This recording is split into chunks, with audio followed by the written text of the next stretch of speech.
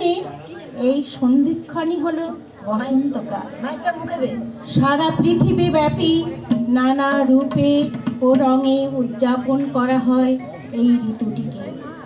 যা কিছু জীর্ণ পুরানো তাকে ত্যাগ করে সজীব ও নবীনকে বরণ করে নেওয়া। গান আজি জ্যোৎস্না রাতে।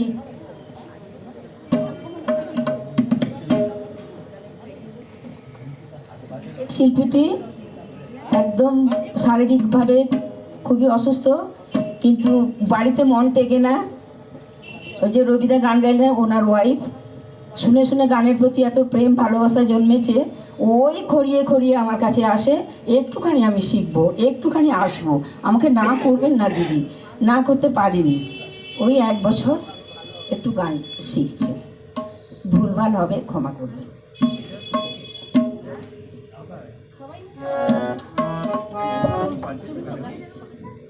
মুখটা ডিস্টার্ব করছে।